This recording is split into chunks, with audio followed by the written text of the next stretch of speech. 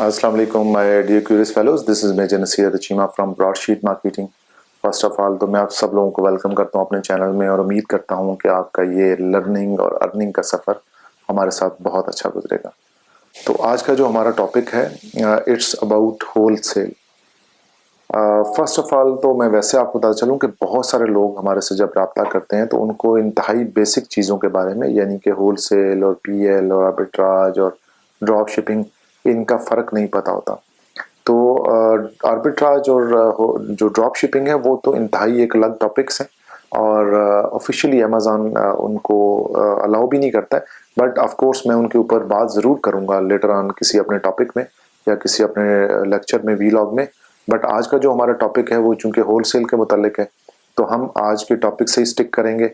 और सबसे पहले देखें होल सेल होता क्या है, आपको अंडरस्टैंड करने की ज़रूरत है कि होल सेल क्या चीज़ है। अक्सर पाकिस्तान में भी जब आप किसी मार्केट में जाते हैं या बाज़ारों में जाते हैं तो वहाँ पे आपको शॉप्स के ऊपर और बड़ी जो कंपनीज होती हैं उनके ऊपर अक्सर या शॉप्स के ऊपर लिखा हुआ नज़र आता है कि जी we are wholesale distributor और हम होल सेल का काम करते हैं और हम डिस्ट्रीब्यूटर हैं और हम ऑथराइज डिस्ट्रीब्यूटर हैं और हम होल सेल प्रोवाइड करते हैं। तो देखें होल सेल वो कोई बंदा होता है या कोई भी ऐसी ब्रांड या कोई ऐसा इंडिविजुअल या कोई ऐसा मार्केटिंग वाला बंदा जो कि किसी मैन्युफैक्चरर से बल्क में चीज़ें उठा लेता है, ज़्यादा क्वांटिटी में उठा लेता है और फिर उसको जाके अपने प्राइस के ऊपर सेल करता है। जब आप किसी कंपनी के पास जाते हैं और उन्हें बताते हैं कि जी मैं इस तरह सेलर हूँ और मैं आपके साथ बिजनेस टू बिजनेस अकाउंट करना चाहता हूँ, यानी कि मेरा भी एक बिजनेस है, आपका भी एक बिजनेस है और मुझे आप बिजनेस टू बिजनेस अकाउंट के ऊपर अलाउ करें, तो वो आपको अलाउ कर देते हैं कि ठीक है जी आप हमारे साथ बिजनेस अकाउंट खोल लें और हम आपको मार्केट प्राइस से लो प्राइस पे ऑफर करेंगे चीज़ें। तो जब आप मार्केट प्राइस से लो प्राइस पे चीज़ें ऑफर लेते हैं तो आपकी प्राइस के अंदर थोड़ा सा डिफरेंट होता है। डिफरेंस ये होता है कि लेट्स से अगर आपको मार्केट में वो चीज़ 10 रुपए की मिल रही है तो जब आप मैन्युफैक्चरर से वो चीज़ लेते हैं तो may be like they give you like 5 rupees, 5 रुपए में आपको दे दें, 7 रुपए में दे दें। तो यहाँ पे जो फ़र्क होता है आपका प्राइस का वो यहाँ पे मैटर करता है और उस प्राइस के अंदर से आपका प्रॉफिट होता है। अब ये जितनी चीज़ें होती हैं हमारी ये कोशिश होती है कि होलसेल के अंदर अगर आप काम कर रहे हैं तो आप लोकल मार्केट में काम करें।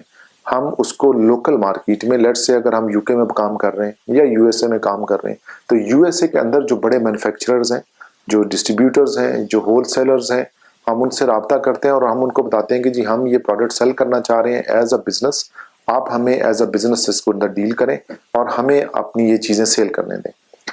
अगर तो वो हमें अलाउ कर देते हैं तो हम लोकल मार्केट से ही वो चीज़ें बाय कर लेते हैं और लोकल चीज़ मार्केट के अंदर ही उसकी पेमेंट कर देते हैं और इसका हमें फ़ायदा ये होता है कि उसकी शिपमेंट भी उसी मुल्क के अंदर ही होती है, यानी जिससे हमने बाय किया वो भी उसी मुल्क के अंदर है या उसी मार्केट के अंदर है, जिस करेंसी में हमने उसको पे किया वो भी उसी मुल्क की करेंसी है और उसकी जो सप्लाई चेन है वो भी बहुत शार्ट होती है। बट इसके अंदर मैं आपको बताता चलूँ कि जब अमेज़ॉन के ऊपर आप लिस्ट करते हैं तो आपको 3 डिफरेंट तरह के जो प्रॉब्लम्स हैं या फेस करने पड़ सकते हैं। कुछ ब्रांड्स ऐसी होती हैं जो कि आपको ओपनली अलाउ करती हैं कि आप उनकी चीज़ें सेल कर दें, यानी कि जो ही आपने एक डिस्ट्रीब्यूटर से कोई चीज़ बाय की, आपने उसको अपने सेलर सेंटर पे लिस्ट किया तो वो ब्रांड का एक स्टैंडिंग अप्रूवल होता है कि आपको कोई अथॉरिटी लेटर नहीं चाहिए, कोई इनवॉइसेस नहीं चाहिए, कोई कुछ नहीं चाहिए, आप सिंपल उसको लिस्ट करेंगे और उसको सेल करना शुरू कर देंगे। कुछ ब्रांड्स ऐसे होते हैं जो कि आपको डिमांड करते हैं कि आप मिनिमम क्वांटिटी हमारे से बाय करें, मे बी 10 और 5 और मे बी 3 और मे बी 7। तो जब वो क्वांटिटी आप बाय कर लेंगे तो उसकी इनवाइसेस आप अमेज़ॉन को दिखाएंगे कि जी फलां डिस्ट्रीब्यूटर से या फलां ब्रांड से मैंने चीज़ बाय की है और काइंडली आप मुझे सेल करने दें। तो अमेज़ॉन वो इनवाइस देख के उसको वेरीफाई कर लेता है और आपको अलाउ कर देता है कि आप सेल करना शुरू कर दें।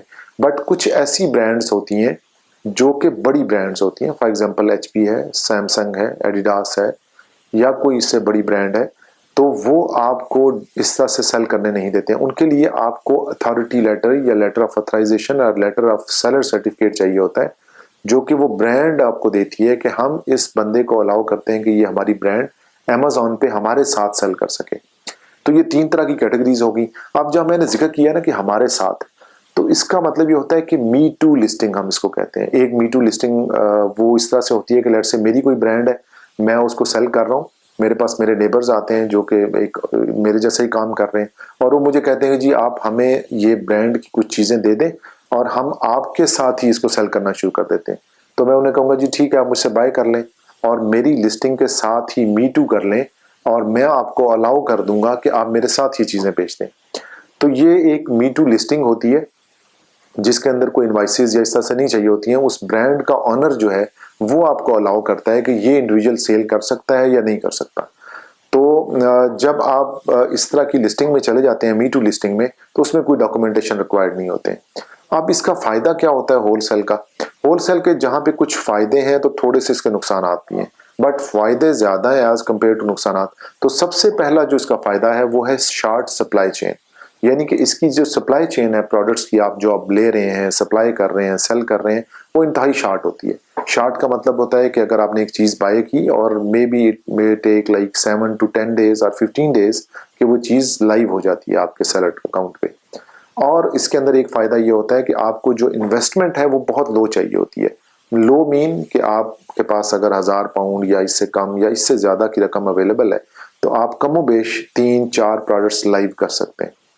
फिर इसके अंदर एक और फायदा ये होता है कि आपको किसी किस्म की प्रमोशन रिक्वायर्ड नहीं होती है, आपको किसी किस्म की पीपीसी नहीं चाहिए, आपको किसी किस्म की रैंकिंग के लिए काम नहीं करना पड़ता, आपको अपनी प्रोडक्ट को कीवर्ड्स पे रैंक नहीं करना पड़ता, लो इनकम पे आप उसको कर लेते हैं।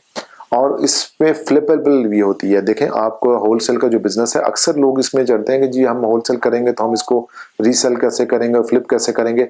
आपके जो ब्रांड्स के अप्रूवल्स हैं, जो आपने अप्रूवल लिए हैं, वो बेसिकली आपके एसेट्स हैं।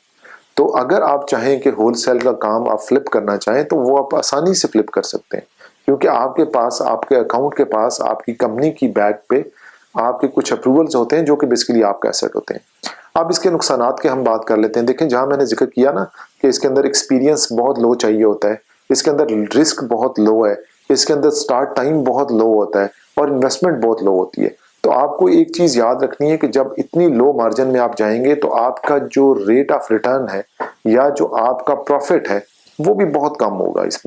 इसमें ऐसा पॉसिबल नहीं हो सकता कि होल के सेल के काम के अंदर आपका जो प्रॉफिट मार्जिन है वो बहुत बढ़ जाए।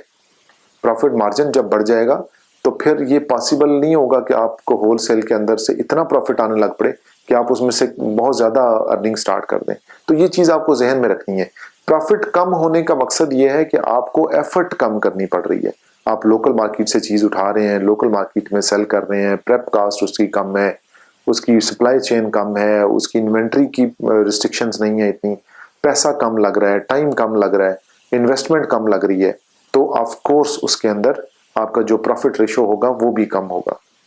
तो मैं उम्मीद करता हूं कि मैंने एक जनरली सा इंट्रोडक्शन आपको दिया है होलसेल का, आपको अंडरस्टैंड कर लिया होगा आप लोगों ने।